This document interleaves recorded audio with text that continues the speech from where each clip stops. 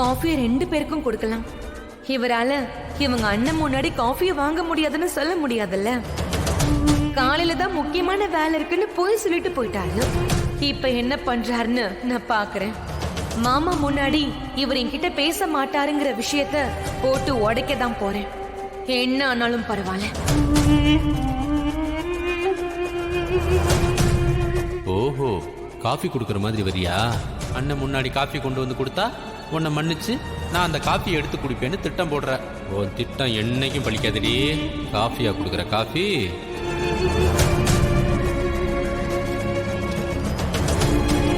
அத்தை, காஃபி. மாமா, காஃபி எடுத்துக்கோங்க.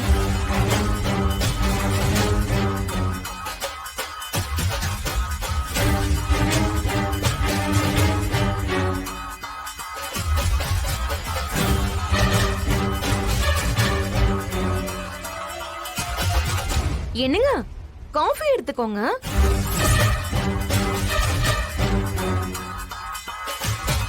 சிவா, அவ எவ்வளவு நேரமா காஃபி நீட்டிக்கிட்டு இருக்கா? எடுத்துக்க. இல்லண்ணே, இப்பதான் வெளியில குடிச்சிட்டு வந்தேன். அதான். வெளியே குடிச்சிட்டு வந்தா வீட்டுல குடிக்க மாட்டியா? உனக்காக தான்டா போட்டு எடுத்துட்டு வந்திருக்கா. குடி. இல்லண்ணே, இப்ப காஃபி குடிக்கணும்னு தோணலண்ணே. நானும் காலையில இருந்து பாக்குறேன். நான் அவ்வளவு தூரம் சொல்லியும் நீ டிஃபன் சாப்பிடாம எந்திரிச்சு போன. இப்போ காஃபி கொண்டு வந்து குடுக்கறப்போ எடுத்துக்க மாட்டேங்கிற.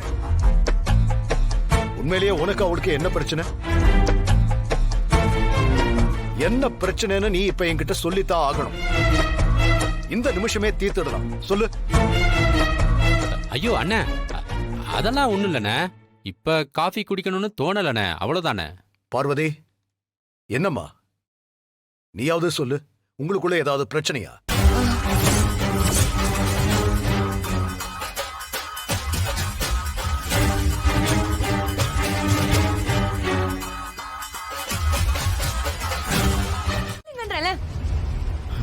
உங்க மனசுல அப்படி என்னதான் நினைச்சிட்டு இருக்கீங்க? ஏதோ நான் தெரியாம தப்பு பண்ணிட்டேன். அதுக்காக இப்படிதான் என்கிட்ட பேச மாட்டேன், என் கையால சாப்பிட மாட்டேன், பச்சை தண்ணி கூட குடிக்க மாட்டேன்னு வீம்பா இருப்பீங்களா? எத்தனை நாளைக்கு தான் இப்படியே இருப்பீங்க? இப்படியே காலம் போயிடுமா என்ன? எங்க உங்ககிட்ட தாங்க பேசிக்கிட்டு இருக்கேன். பாருங்க பாருங்க, உங்ககிட்ட தானே பேசுறேன். சொல்லுங்க. ஏய், நான் தான் சொல்லிட்டேன்லடி, உன்னை எனக்கு பிடிக்கல. உன்ன மாதிரி வாழ வந்த வீட்டுக்கு துரோகம் பண்ற ஒருத்தி கூட எப்படி குடும்பம் நடத்த முடியும்?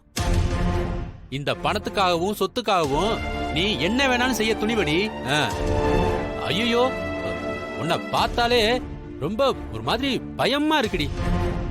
உனக்கு தேவைன்னா இதோ இந்த கட்டில நான் படுத்துக்கிட்டு இருக்கும்போது ஒரு பெரிய கல்லா தூக்கி போட்டு என் மண்டையில போட்டு கொண்டாலும் கொண்டுருவ. ஒருவேளை நான் இல்லைன்னு வையன், நேரா இருந்தா எங்க அண்ணன் ரூமுக்கு போய் அவரை கல்லால அடிச்சு கொண்டாலும் கொண்டுருவ. என்ன வேணாலும் செய்யக்கூடியவதானே நீ. இப்படிப்பட்ட ஒருத்தி கூட எப்படி ஒரு மனுஷனால வாழ முடியும்? என்னங்க நீங்க? ஏங்க இப்படி பெரிய பெரிய வார்த்தையெல்லாம் பேசுறீங்க? ஏங்க, நான் என்னமோ எனக்காக மட்டும் செஞ்ச மாதிரி பேசுறீங்க. நீங்க, நான், நம்ம பையன் எல்லாரும் நல்லா இருக்கணும் தானுங்க இதெல்லாம் செஞ்சேன். ஏங்க நீங்க என்ன புரிஞ்சுக்கவே மாட்டேங்கிறீங்க? பாரு, உன்னோட பாவ கணக்குல என்னையும் என் பிள்ளையும் தயவு செஞ்சு சேர்த்துறாத, சரியா? இனிமே எனக்கு யாருமே இல்ல. இந்த பாரு, உனக்கும் எனக்கும் எந்த விதமான சம்பந்தமும் இல்ல. எங்க இப்படி எல்லாம் பேசாதீங்க. என்ன மன்னிச்சிருங்க. நான் இனிமே இந்த மாதிரி எல்லாம் பண்ண மாட்டேங்க. மன்னிச்சிருங்க. ஏச்சி, கைய விடு. நீ எல்லாம் திருந்துற ஜென்மமே கிடையாதுடி. ரகு, என்னம்மா, ஏன் அவங்க 2 பேரும் இப்படி சண்டை போட்டுட்டு இருக்காங்க? அவங்க அப்படிதான்ப்பா. ஒரு நேரம் சண்டை போட்டுப்பாங்க, ஒரு நேரம் குடிப்பாங்க. அதெல்லாம் நீ பெருசா எடுத்துக்காத.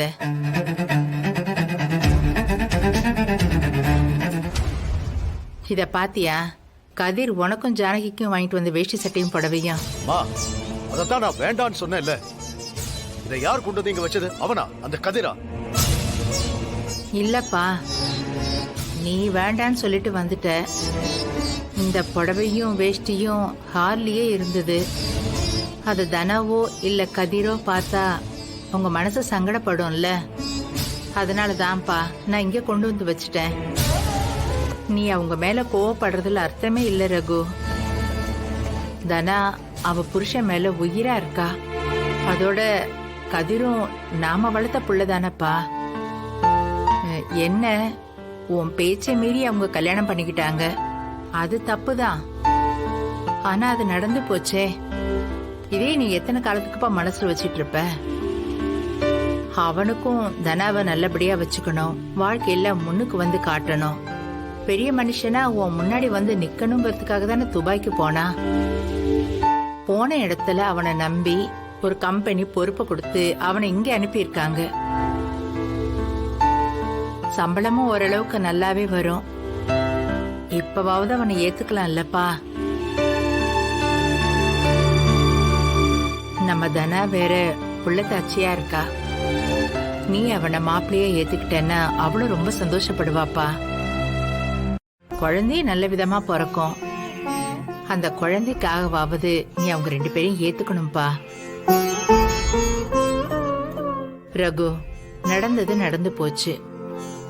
இனிமேலாவது கதிர் தனா விஷயத்துல நீ ஒரு நல்ல முடிவா எடுப்பா. சரி, நான் போய் உனக்கு ராத்திரி டிஃபனுக்கு ஏற்பாடு பண்றேன்.